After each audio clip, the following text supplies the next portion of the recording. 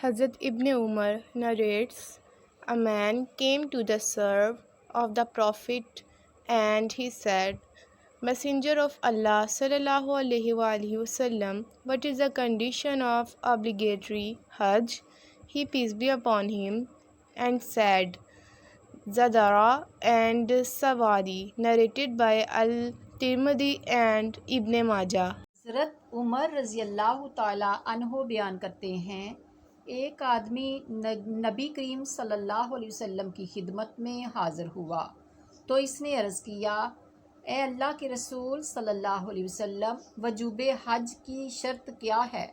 آپ صلی اللہ علیہ وسلم نے فرمایا، زادیرہ اور سواری۔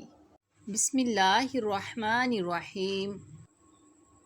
نبی کریم صلی اللہ علیہ وسلم جب قربانی کا ارادہ فرماتے تو 2 مینڈے خریدتے جو خوب موٹے، تازے، صحت مند، سینگدار، خوبصورت اور خسی ہوتے تھے، اور ان میں سے ایک اپنی امت کے ان لوگوں کی طرف سے ذبح فرماتے جو توحید کے اقرار پر قائم ہوئے اور اس بات کی گواہی دیتے ہوں کہ نبی کریم صلی اللہ علیہ وسلم نے پیغام الہی پہنچا دیا، اور دوسرا جانور محمد صلی اللہ علیہ وسلم اور آل محمد کی طرف سے ذبح کرتے۔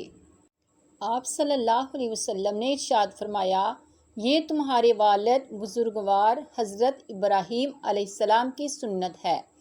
انہوں نے عرض کیا، ہمارے لیے اس میں کیا اجر ہے؟ آپ علیہ السلام نے ارشاد فرمایا، ہر بال کے بدلے 1 نیکی۔ انہوں نے عرض کیا، اور اون کا کیا حکم ہے؟ آپ صلی اللہ علیہ وسلم نے ارشاد فرمایا، اون کے ہر بال کے بدلے بھی 1 نیکی ہے۔ رسول اللہ صلی اللہ علیہ وسلم نے حضرت فاطمہ رضی اللہ تعالی عنہما سے ارشاد فرمایا، اپنی قربانی کے پاس کھڑی ہو جاؤ، کیونکہ قربانی کے خون کے پہلے قطرے کے ساتھ ہی تمام گناہ معاف کر دیے جاتے ہیں۔ قیامت کے دن قربانی کا جانور اپنے گوشت خون سمیت لایا جائے گا اور اسے 70 گنا بڑھا کر آپ کے نامہ اعمال میں تولا جائے گا۔ فرمان مصطفیٰ صلی اللہ علیہ وآلہ وسلم، بروز قیامت قربانی کا جانور اپنے خون اور گوشت کے ساتھ لایا جائے گا اور 70 گنا اضافے کے ساتھ تمہارے میزان میں رکھا جائے گا۔ اتنا بڑا اجر کہ فرشتے بھی نہیں جانتے۔ حضرت عبداللہ بن عباس رضی اللہ تعالی عنہ سے مروی ہے کہ حضرت صلی اللہ علیہ وسلم نے فرمایا کہ جو شخص اللہ تعالیٰ کی رضا میں خالص نیت سے ایک جانور کی قربانی کرتا ہے، اس کو اس قدر ثواب ملے گا جس کا شمار سوا اللہ تعالیٰ کے فرشتوں کو بھی معلوم نہیں۔